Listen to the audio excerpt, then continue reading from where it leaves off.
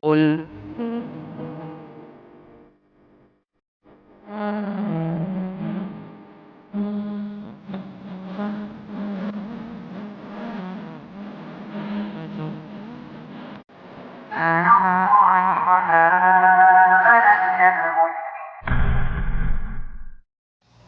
Alhamdulillah wassalatu wassalamu ala Rasulillah wa ala alihi wa man tabi'ahum bi ihsan ila yaumiddin.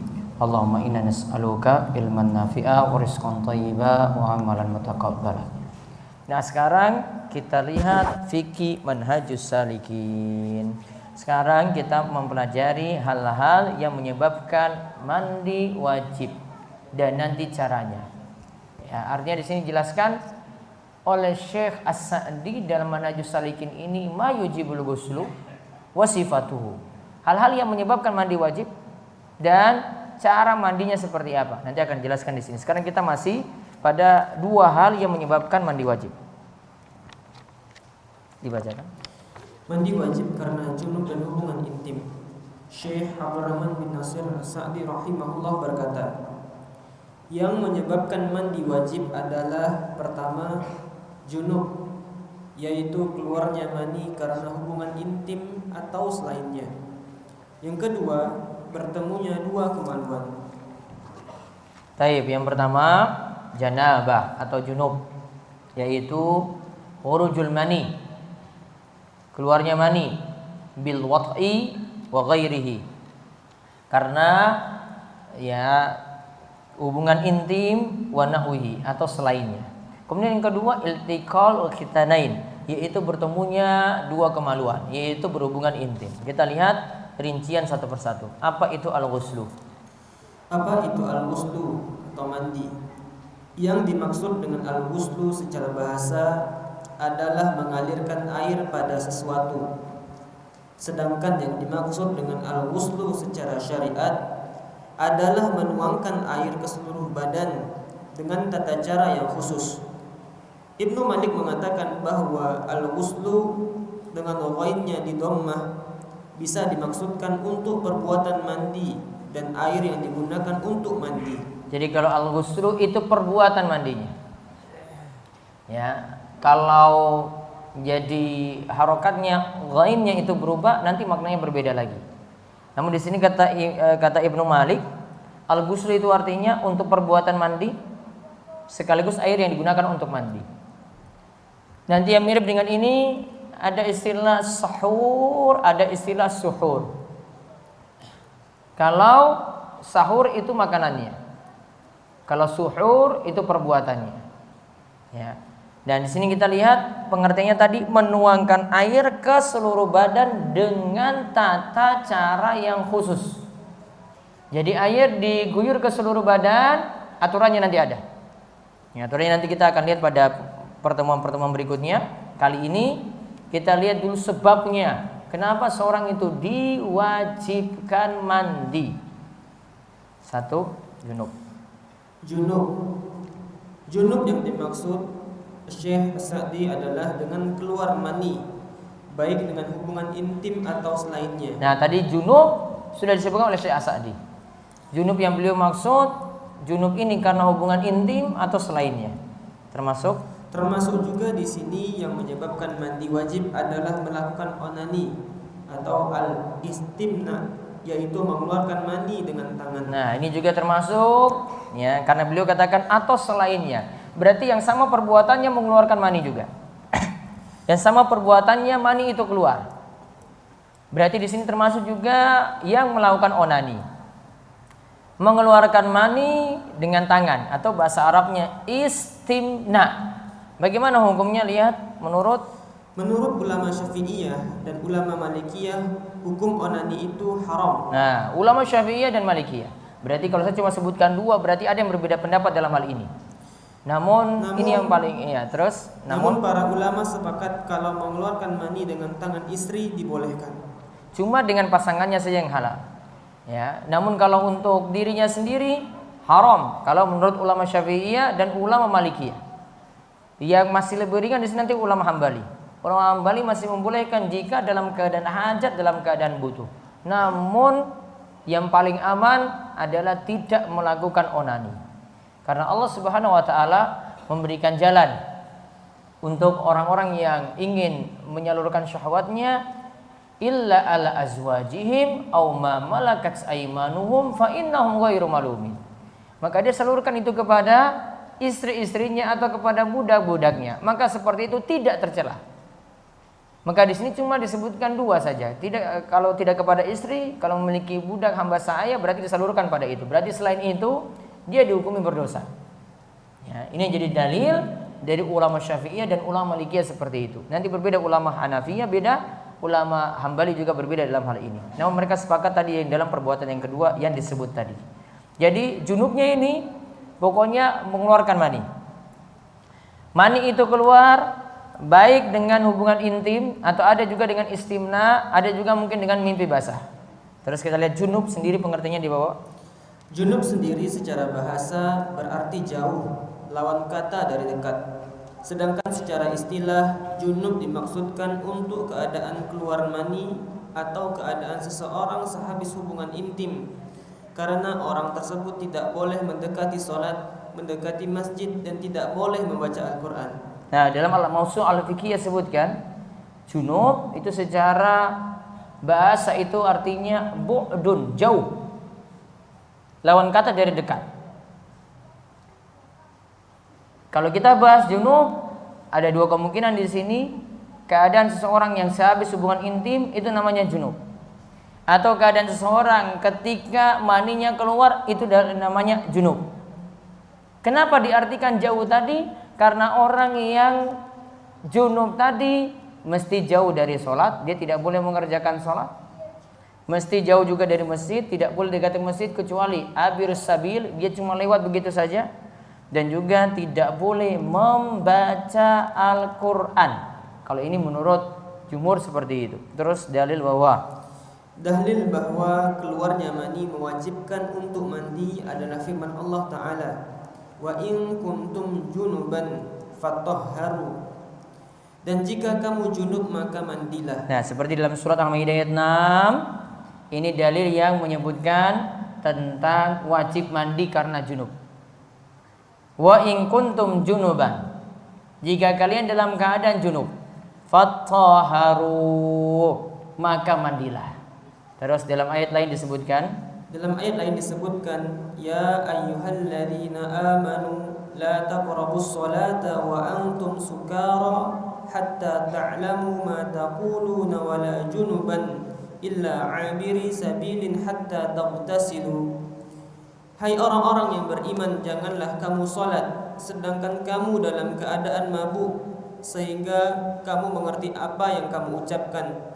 Jangan pula hampiri masjid sedang kamu dalam keadaan junub, terkecuali sekedar berlalu saja hingga kamu mandi. Taib. Hai orang-orang yang beriman, la taqrabus salata, janganlah dekati salat. Wa antum sukara, sedangkan kalian itu dalam keadaan mabuk. Wa antum sukara di sini hal. Itu dalam tasrif itu nanti jadi hal. Hatta ta'lamu, sampai kalian mengetahui mata kulun, apa yang kalian ucapkan. Wala junuban illa abiri sabilin hatta taktasilu. Begitu juga tidak termasuk di sini, tidak termasuk juga untuk orang yang junub kecuali kalau dia cuma lewat, sekedar cuma lewat saja di masjid sampai nantinya dia itu mandi. Maka ada pelajaran di sini, berarti orang yang junub tidak boleh dekati masjid kecuali cuma sekedar lewat saja sampai dia nantinya mandi. Juga dijelaskan tentang orang yang mabuk, tidak boleh itu melaksanakan sholat. Ini ayat ini menjelaskan tentang keadaan awal-awal dulu sebelum khamr itu diharamkan secara mutlak. Kalau awal-awal dulu khamr itu diharamkan cuma ketika akan sholat. Berarti di luar sholat boleh mabuk. Namun kalau mau masuk sholat, ya tidak boleh mabuk. Namun kalau di luar itu mabuk masih dibolehkan. Kemudian turun ayat tentang pengharaman khamr. Ya, turunlah ayat tentang pengharaman khamr ketika itu. Nah, itu baru diharamkan secara mutlak. Ini awal-awal dulu. Nah, kemudian satu dalil lagi, dalil lainnya. Dalil lainnya dapat ditemukan dalam hadis Abu Sa'id Al-Khudri radhiyallahu anhu Nabi SAW bersabda, "Innamal ma'u minal ma'i." Sesungguhnya mandi dengan air disebabkan karena keluarnya air mani. Nah, innamal ma'u minal ma'. Sesungguhnya air itu disebabkan karena air. Maksudnya mandi itu ada karena keluarnya mani. Ya, mandi itu ada karena keluarnya mani. Nah, sekarang tentang masalah mimpi basah. Kalau tadi hadis riwayat Muslim. Mimpi basah dari Aisyah radhiyallahu anha, ia berkata, Rasulullah Shallallahu alaihi wasallam pernah ditanya tentang seorang laki-laki yang mendapatkan dirinya basah sementara dia tidak ingat telah mimpi. Beliau menjawab, dia wajib mandi. Dan beliau juga ditanya tentang seorang laki-laki yang bermimpi tetapi tidak mendapatkan dirinya basah. Beliau menjawab, dia tidak wajib mandi. Terus juga terdapat dalil. Juga terdapat dalil dalam hadis Ummu Salamah radhiyallahu anha, ia berkata, Ummu Sulaim, istri dari Abu Talhah, datang menemui Rasulullah sallallahu alaihi wasallam dan berkata, "Wahai Rasulullah, sesungguhnya Allah tidak malu terhadap kebenaran. Apakah bagi wanita wajib mandi jika ia bermimpi?" Nabi SAW menjawab, "Ya, jika dia melihat air." Naam idza ra'atil ma. Iya, dia mimpi basah bisa dia mandi ketika dia melihat air, yaitu maksudnya dia mendapati mani. Sama juga seperti hadis dari Aisyah di awal, juga dikatakan ada orang yang dia itu mimpi basah, kemudian dia dapati keluar air ketika itu, keluar mani ketika itu, mandi enggak? Iya, di situ dikatakan dia wajib mandi. Namun ada yang mimpi, ya mimpi enak, kemudian tidak keluar mani. Ya, maka Nabi SAW katakan tadi tidak wajib mandi. Berarti dia wajib mandi ketika adanya mani ketika itu yang keluar. Kemudian ada penjelasan dari Syekh Muhammad bin Shalih Al-Utsaimin. Syekh Muhammad bin Shalih Al-Utsaimin rahimahullah ketika menjelaskan hadis di atas berkata, pada saat itu diwajibkan mandi ketika melihat air mani dan tidak disyaratkan lebih dari itu. Hal ini menunjukkan bahwa mandi itu wajib jika seseorang bangun lalu mendapati air mani, baik ia merasakannya ketika keluar atau ia tidak merasakannya sama sekali. Begitu pula ia tetap wajib mandi baik ia merasakan mimpi atau tidak, karena orang yang tidur boleh jadi lupa apa yang terjadi ketika ia tidur. Yang dimaksud dengan air di sini adalah mani. Nah, lihat kata Syekh Muhammad bin Shalih Al-Utsaimin, pada saat itu diwajibkan mandi ketika melihat air mani dan tidak disyaratkan lebih dari itu. Hal ini menunjukkan bahwa mandi itu wajib jika seorang bangun lalu dapati mani, baik ia merasakannya ketika keluar, kadang dirasakan atau tidak dirasakan sama sekali. Karena ada yang tiba-tiba bangun sudah dia dapati mani, oh berarti dia tidak rasakan. Nah, ketika itu tetap juga wajib mandi. Lalu begitu pula ia tetap wajib mandi baik ia merasakan mimpi atau tidak, karena orang yang tidur boleh jadi lupa, yaitu lupa apa yang terjadi ketika ia tidur tadi. Dan yang dimasukkan air di sini adalah mani. Jadi kesimpulannya tentang masalah junub yang menyebabkan mandi wajib di sini, ya keluarnya mani baik dengan hubungan intim, bisa juga karena mimpi basah tadi, bisa juga karena mengeluarkan mani dengan sengaja dengan menggunakan tangan, yaitu melakukan onani atau istimna. Terus yang terakhir, bertemunya dua kemaluan. Bertemunya dua kemaluan. Dari Abu Hurairah radhiyallahu anhu, Nabi SAW bersabda, "Idza jalasa baina syu'abiha arba'i thumma jahadaha faqad wajaba al-ghusl." Jika seseorang duduk di antara 4 anggota badan istrinya, maksudnya menyetubuhi istri, lalu bersungguh-sungguh kepadanya, maka wajib baginya mandi. Baik, hadis riwayat Bukhari dan Muslim. Abu Hurairah katakan, "Idza jalasa baina syu'abi al-arba'." Jika kalian itu menyetubuhi istri, summa jahadaha, dan bersungguh-sungguh di situ, faqad wajaba al-ghusl. Mau keluar mani atau tidak, pokoknya diperintahkan untuk mandi.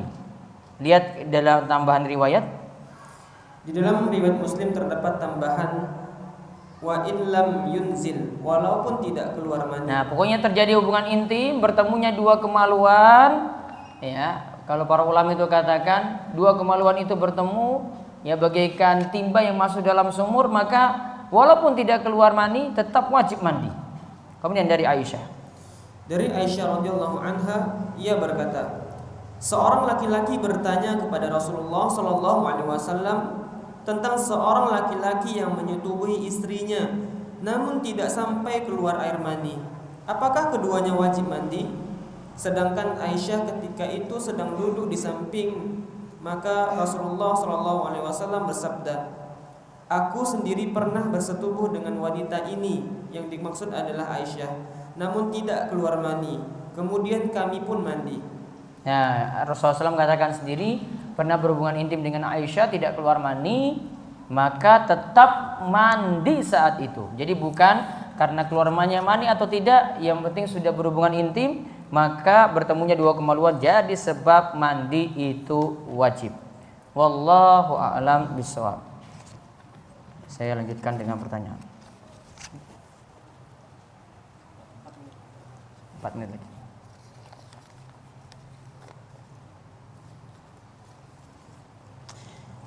Bagaimana cara menggerakkan jari telunjuk pada saat tasyahud pada sholat? Apakah menggerakkan jarinya telunjuk tadi terus menerus? Ada dalilnya? Baik. Mengenai masalah ini para ulama berbeda pendapat. Yang jelas tangan itu berisyarat, yaitu jari telunjuk itu berisyarat saat tahiyat. Nanti berisyaratnya di sini ada yang memilih dari awal, ada yang mulai dari seperti dalam mazhab Syafi'i itu mulai dari bacaan asyhadu alla ilaha illallah. Saat illallah baru jarinya itu diangkat. Nah, untuk hal ini yang ditanyakan jarinya itu digerakkan terus-menerus naik turun seperti ini. Banyak sekali penjelasan tentang para ulama dalam hal ini. Intinya hal ini ada perbedaan pendapat di antara para ulama. Ini tentang masalah tambahan lafaz dalam hadis dengan kalimat yuharrikuha. Yuharrikuha itu artinya ini, digerakkan naik turun. Hadis ini membicarakan tentang isyarat dengan telunjuk ketika tasyahud. Nah, sumbernya itu adalah dari Asim bin Kulayb, dari ayahnya, dari Wa'il bin Hujr. Seterusnya ia berkata, sungguh aku memperhatikan sholat Rasulullah SAW, dan seterusnya disebutkan sampai nanti menggerakkan jari. Nah, di dalam riwayat ini dikatakan perkataan asyara bis sababa, yaitu berisyarat dengan jari. Mayoritas perawi meriwayatkan hadis tersebut cuma berisyarat dengan jari telunjuk. Lalu sebagian perawi lagi berkata beliau berisyarat dengan jari telunjuk dan berdoa dengannya. Adapun Zaidah bin Qudamah, beliau meriwayatkan hadis dengan lafaz kemudian beliau mengangkat jarinya, maka aku melihat beliau menggerak-gerakkan jarinya lantas beliau berdoa dengannya. Nah, di sini ini keterangan dari Syekh Mustafa Al-Adawi. Zaidah tadi bersendirian dalam meriwayatkan hal ini, berbeda dengan perawi yang lain. Bedanya hanya beliau yang meriwayatkan kalimat yuharrikuha. Berarti ini cuma sendirian. Jadi Zaidah bin Qudamah itu siqah, kredibel, dan orangnya itu dihormati. Namun dalam hal ini dia menyelisih perawi yang banyak.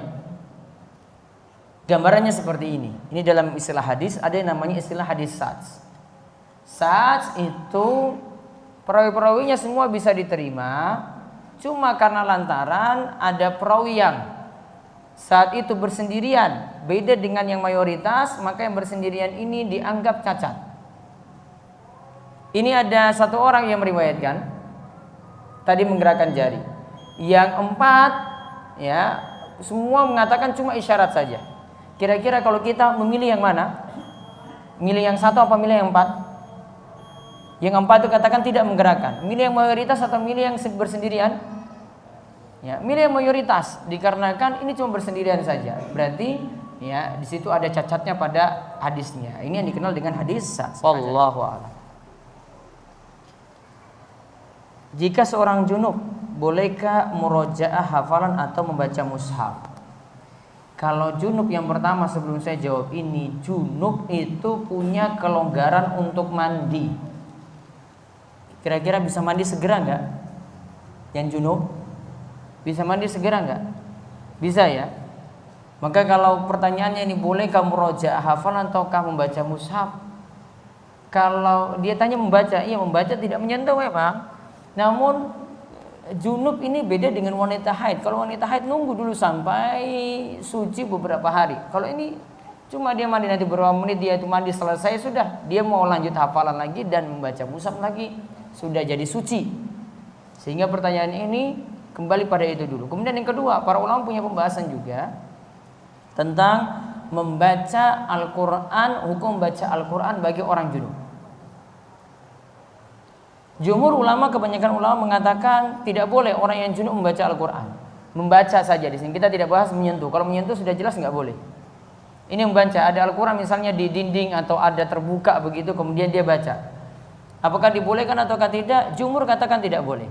Kenapa demikian? Mereka beralasan yang pertama, Rasulullah SAW untuk zikir saja beliau itu mau untuk menjawab salam. Ketika ada yang mengucapkan salam pada beliau ketika itu mau berwudu terlebih dahulu, baru beliau itu jawab salam. Apalagi ini kalau dalam keadaan junub, ya apalagi dalam keadaan junub. Ditambahkan lagi dengan hadis yang dimana Rasulullah SAW di sini disebutkan setiap waktunya itu beliau itu berzikir dan membaca Al-Quran, kecuali lam walam yakun yahjubu anil Quran syai'un laisal janabah. Yang menghalangi beliau dari membaca Al-Quran cuma junub saja. Namun riwayat ini masih diperselisihkan oleh para ulama. Intinya jumhur berpendapat seperti itu. Alasan yang lainnya, pendapat yang lainnya menyatakan secara mutlak orang junub boleh membaca Al-Quran. Kita bukan membahas menyentuh, namun membaca Al-Quran. Ini diyakini oleh ulama-ulama Zahiriyah seperti Daud Al-Zahiri, ya, Ibnu Hazm dan semisalnya. Mereka beralasan yaitu pada sabda Nabi SAW bahwasanya Rasulullah SAW itu berzikir di setiap waktunya. Maka untuk baca Al-Quran juga tanpa melihat mushaf, dari hafalan saja beliau juga demikian pula. Namun para ulama katakan ini yang dimaksud zikir yang selain Al-Quran. Ini untuk zikir yang selain Al-Quran. Namun kalau untuk Al-Quran tetap harus dalam keadaan, ya tidak dalam keadaan junub. Jadi kesimpulannya, boleh enggak yang junub itu murojaah hafalan atau membaca mushaf? Tidak boleh menurut jumhur ulama atau kebanyakan ulama. Saya bekerja di perusahaan e-commerce sebagai programmer. Jika saya menemukan ada sistem riba pada sistem jual belinya dan saya tidak dapat mengubah sistem tersebut, apakah saya wajib keluar dari pekerjaan tadi?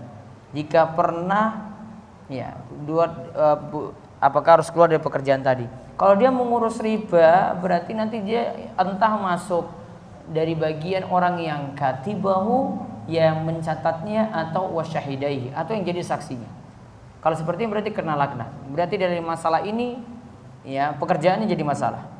Jika pernah memakai uang haram, seperti contoh pekan lalu uang PKM yang harus sisa 0 rupiah, sedangkan tidak mungkin uang itu dikembalikan, dan jika ada contoh lain mungkin uang untuk dikembalikan, apakah yang harus dilakukan? Uang tersebut kalau sudah diterima tidak dipakai pribadi, disalurkan untuk kepentingan sosial.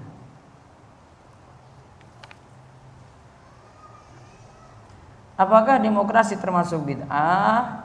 Yang jelas demokrasi itu menunjukkan ketidakadilan. Ketidakadilannya bagaimana? Pelacur, pemabuk, penjudi itu sama suaranya dengan ulama. Sama suaranya dengan yang S3, S2, S1. Mau disamakan seperti itu? Gak ada yang mau disamakan. Namun dalam sistem demokrasi demikian. Ya, sistem demokrasi itu demikian. Saya di sini tidak mau menyinggung masalah seperti ini atau masalah yang sangkut pautnya dengan politik. Intinya kalau dikatakan kita buta politik, saya balik jawab, kita bukan buta politik. Gak mau turut campur masalah seperti itu lebih dalam. Karena tahu dunia politik itu seperti apa. Ya, karena tahu sendirilah di dalamnya itu seperti apa. Habis waktu seperti itu. Sibuk tiap hari cuma baca berita koran saja. koran nggak benar juga berita-beritanya. Nanti yang ini seperti ini, apalagi menjelang 2019, macam-macam fitnah di dalamnya. Nggak usah habis sibuk dengan waktu seperti itu. Ngaji yang paling parah itu kalau sampai buta agama, bukan buta politik, diubah mindsetnya. Ya, kalau bilang kita buta politik, balik lagi. Kenapa nggak dibuat lagi pemikiran? Jangan sampai kita buta agama. Itu yang lebih dipentingkan daripada buta politik. Orang kalau buta politik, alhamdulillah dia nggak tahu berita koran, dia nggak tahu tentang siaran-siaran yang di TV, dia nggak tahu tentang perpolitikan saat ini. Alhamdulillah hidupnya tenang-tenang saja. Ya, kalau petani-petani macul-macul aja, dia golek pakan, nggak cari pakan saja, tenang aja itu loh simbah-simbah itu lihat.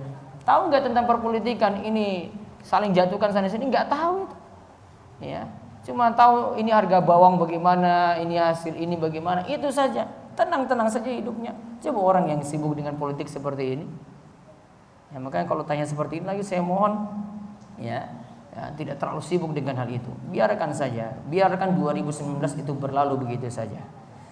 Bagaimana sikap kita jika pemerintah jadi melegalkan LGBT? Saya yakin pemerintah tidak akan melegalkan LGBT. Cuma ini masalah peraturan saja. Coba nanti disimak baik-baik, nggak terlalu sibuk juga dengan hal ini juga saya sarankan. Pemerintah cuma ingin menegaskan saja ada hukuman spesifik atau tidak untuk orang yang melakukan LGBT tadi. Ya, secara normal kita itu menolak semuanya. Namun ini hukum ini perlu dibuat sendiri ataukah tidak? Ya, masalah ini mau diputuskan atau tidak? Wallahu a'lam, doakan saja yang terbaik untuk pemimpin kita. Mudah-mudahan ya yang tentang hal tadi itu diwujudkan, tidak sampai LGBT itu menyebar luas, dan yang intinya perkuat saja agama di masyarakat kita. Kalau agama ini kuat, maka penyakit-penyakit seperti ini akan hilang insya Allah. Bolehkah menargetkan jumlah zikir per hari? Misal zikir A sekian kali, zikir B sekian ratus kali, zikir C sekian kali. Meski ini hanya target pribadi saja, boleh saja seperti itu. Namun jangan sampai punya keyakinan khusus, saya tetapkan 100 menurut hitungan saya, nanti keutamanya seperti ini. Kalau yakin punya keutamaan sendiri lagi, nah ini berarti dia buat ibadah baru. Bebas dia seperti itu, mau tetapkan mau berapa kali dia berzikir. Bagaimana menyikapi tanda-tanda alam sebagai tanda kiamat sudah dekat? Yang jelas kalau peristiwa yang terjadi berulang-ulang yang tidak sering terjadi di masa Nabi SAW, namun sekarang ini sering terjadi seperti gerhana misalnya, setahun bisa berapa kali. Di masa Nabi SAW, seumur hidup Nabi SAW, sholat gerhana cuma sekali. Berarti peristiwa yang berulang-ulang ini tanda semakin dekat kiamat. Sebenarnya tanda kiamat nanti dibagi, ada tanda kiamat yang sudah terjadi, ada tanda kiamat yang terus berulang nanti sampai kiamat itu terjadi, ada tanda kiamat besar sebelum kiamat itu terjadi. Ya, ada kurang lebih 3 tanda ini. Saya punya 7 video tentang hal ini, saya bahas sekitar 50 tanda-tanda kiamat. Itu bisa lihat di YouTube dengan judul tanda-tanda kiamat sudah dekat. Nah, itu ada 7 serial, itu disimak dari awal sampai akhir.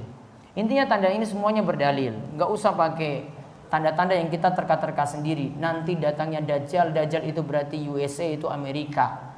Nggak perlu takwil-takwil ayat dan hadis seperti itu. Ya, nggak ada seperti ini. Ya. Ayat atau hadis diterima apa adanya. Kalau dibilang Dajjal itu matanya buta sebelah, nanti di tengahnya itu tulisannya kafir, imani seperti itu saja. Nggak usah sampai ya, terima nanti negara ini si fulan ini Dajjalnya. Imani apa adanya. Nggak usah ditakwil-takwil sana sini, dan nggak usah percaya dengan ustadz-ustadz yang cuma cari-cari tenar saja buat tanda-tanda sendiri. Tanda-tanda itu semuanya pakai dalil ini. Saya punya istri yang bercadar dan insya Allah Lebaran tahun ini mau pulang kampung, mau pulang ke kampung saya. Jadi masalah ibu saya minta saya supaya nanti selama di kampung istri tidak memakai cadar dengan alasan beliau belum siap dengan omongan orang tentang beliau dan anak beliau karena mempunyai istri yang bercadar. Apakah saya harus taat terhadap permintaan ibu saya? Iya. Ketika dia yakini cadar tidak wajib, maka ketika itu dia taat pada ibunya untuk istrinya juga. Perlu sampaikan permasalahan ini kepada istri, bagaimana seharusnya sikap saya. Mudah-mudahan istri pahami ketika di masyarakat yang belum menerima pakaian seperti itu, dia tinggal menyesuaikan.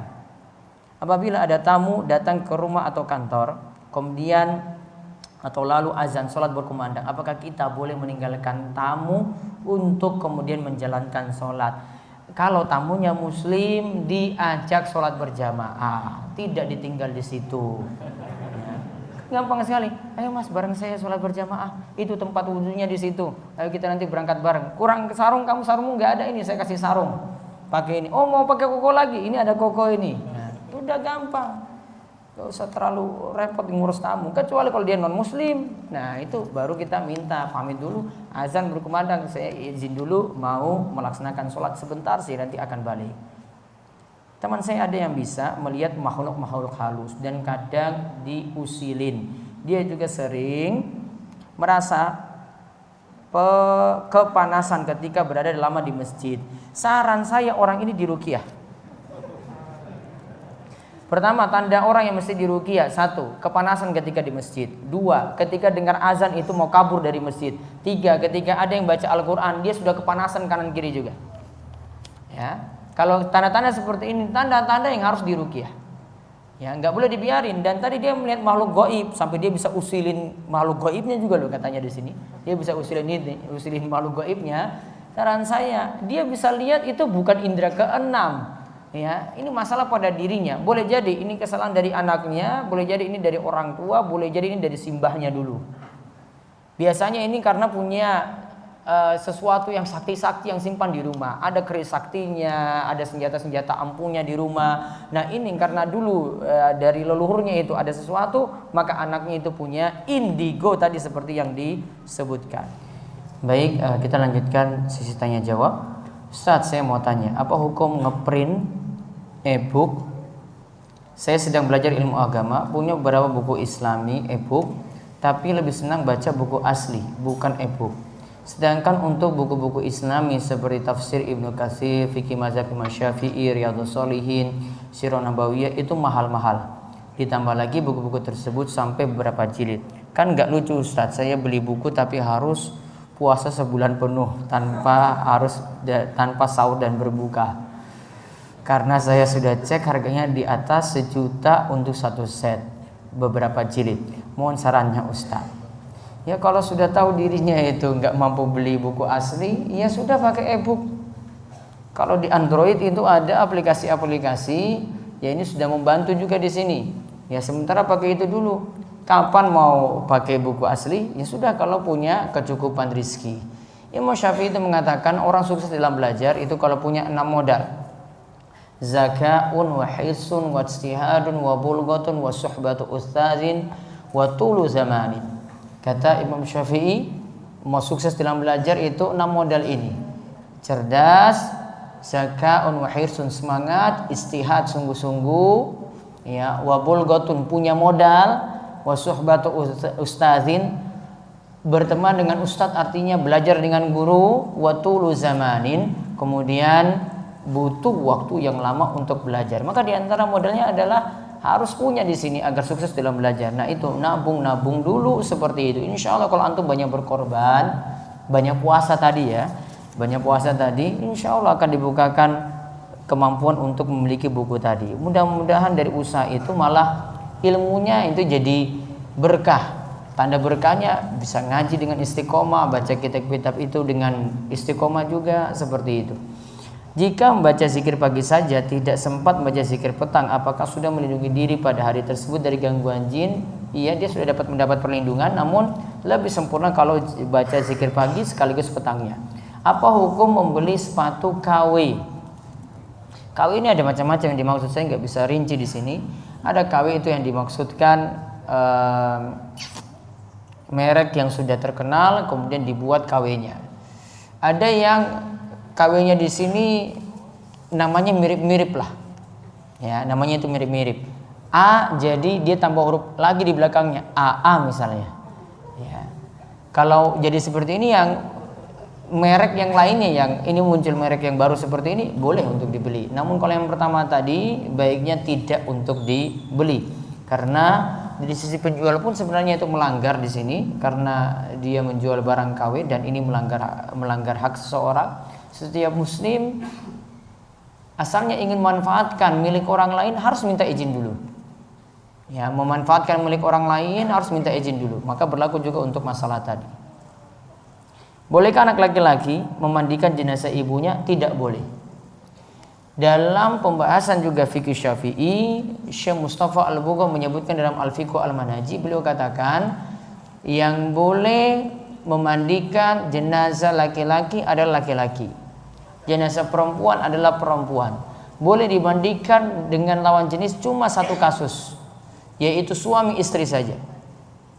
Tidak bisa putrinya memandikan bapaknya, tidak bisa anak laki-lakinya memandikan ibunya.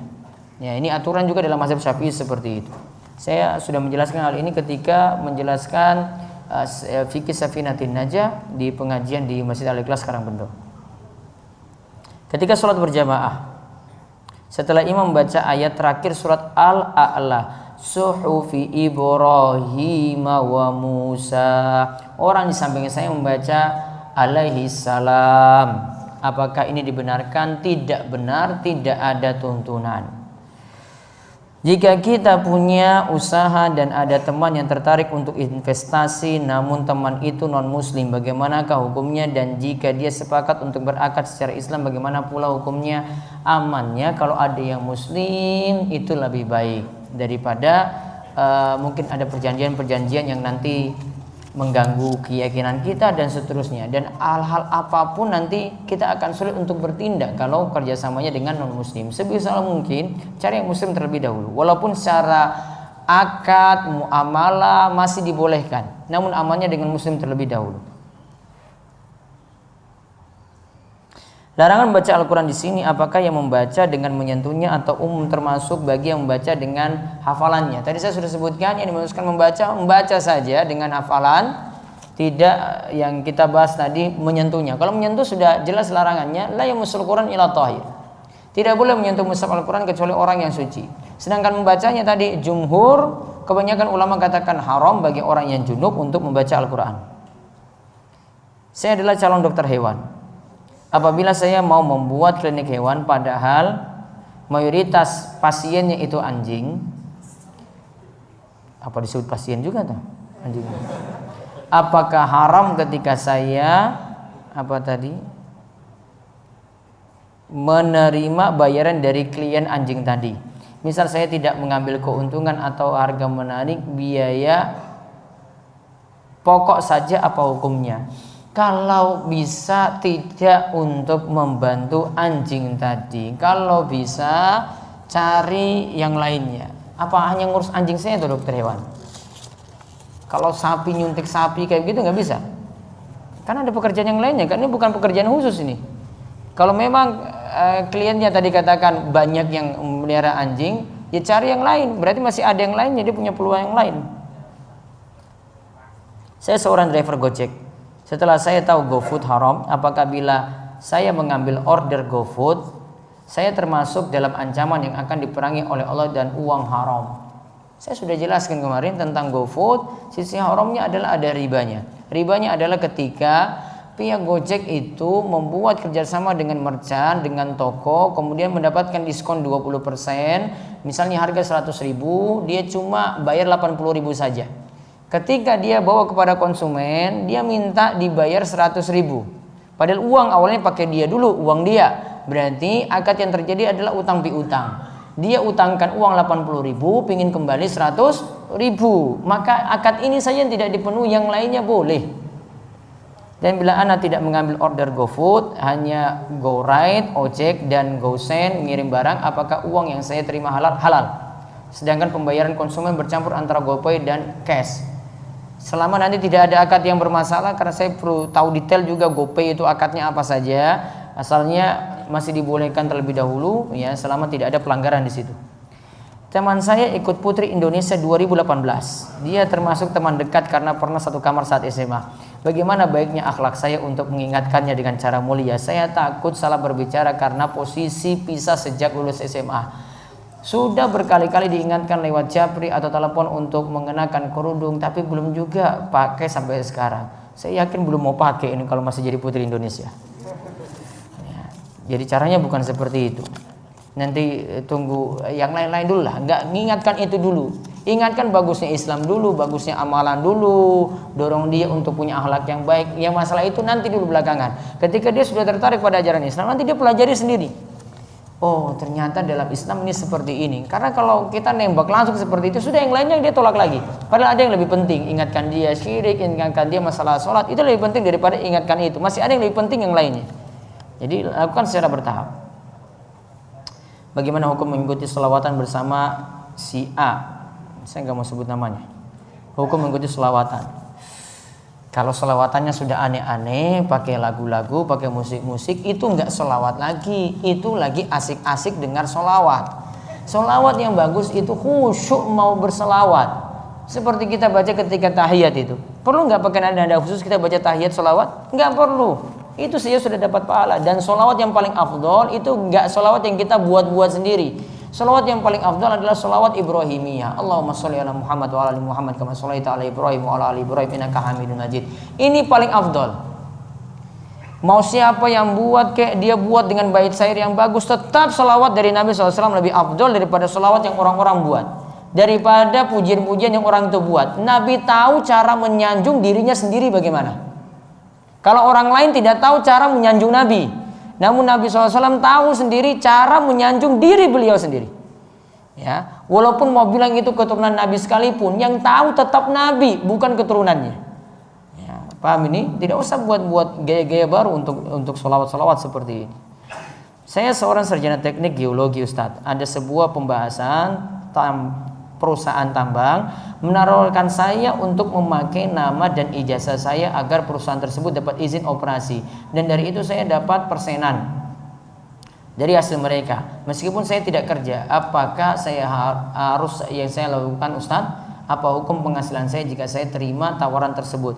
Kalau memang antum nggak bekerja kok mendapatkan dari situ dan ini direka-reka, ya, seorang muslim itu dia tidak mengelabui orang lain. Nabi SAW ketika lihat ada seorang pedagang itu jual gandum, dia sembunyikan yang cacat di bawah, yang bagus-bagus di atas. Nabi tegur dia, ini apa-apaan kamu jual yang ini sebenarnya kena hujan kok kamu sembunyikan di dalam. Dia melakukan pengelabuan. Nabi katakan, man ghasyana falaysa minna. Siapa yang ngelabui kami, dia tidak termasuk golongan kami. Ini ngelabui orang berarti. Ya.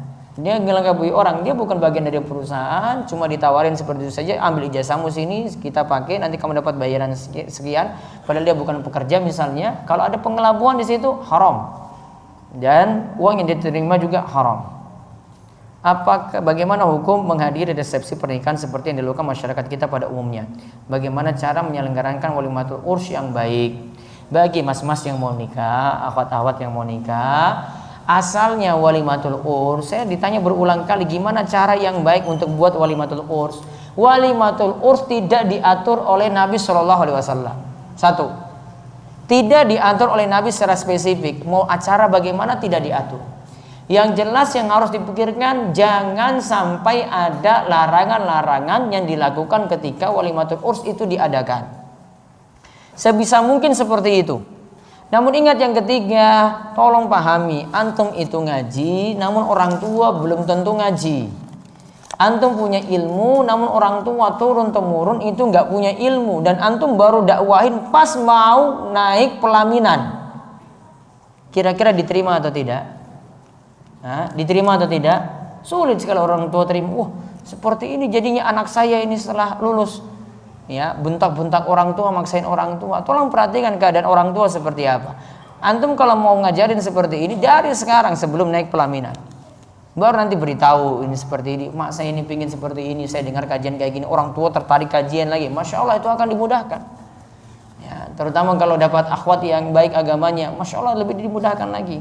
Namun kalau nggak seperti itu, jangan paksakan. Ya, timbang-timbang maslahat mudaratnya seperti apa.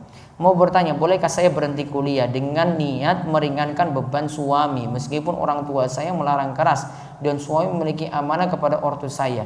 Ini keinginan saya sendiri, berdosakah? Timbang-timbang itu maslahat enggak? Kemudian timbang-timbang lagi punya mudarat enggak dari suami, dari orang tua, ditimbang-timbang semuanya. Pertimbangkan mana yang lebih maslahatnya lebih besar, mudaratnya lebih bahaya, ya. Ditimbang-timbang dan putuskan dengan sholat istikharah. Mudah-mudahan Allah berikan jalan keluar. Tata cara mandi junub Rasulullah SAW nanti insya Allah akan dijelaskan.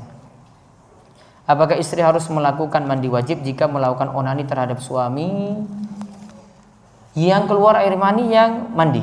Apakah suami istri melakukan mandi wajib jika hanya bercumbu rayu tapi seperti berhubungan intim tanpa batasannya 2 kemaluan dan keluar mani? Kalau keluar mani maka mandi wajib. Hukum melakukan oral seks itu baiknya tidak dilakukan. Ini kebanyakan melakukannya karena niru-niru model-model barat dan model-model yang ada di video-video yang ditonton terlebih dahulu, baru ini ditiru. Namun kalau keluar mani tetap harus mandi wajib. Bagaimana cara agar tidak mengantuk saat mengikuti kajian? Dibiasakan ikuti kajian saja biar nggak ngantuk, dipaksakan melek terus. Nggak ada kiat-kiatnya di sini. Kiat-kiatnya mau kasih tahu mau gimana coba kalau kebiasaan kayak gitu. Khutbah Jumat saja hobinya ngantuk, gimana mau ini? Bagaimana kiat-kiat dan motivasi agar setelah sholat subuh saya tidak lagi ngantuk bahkan tertidur? Saya selalu menyibukkan diri dengan belajar dan menambah ilmu setelah sholat subuh, tetapi tetap saja ketiduran.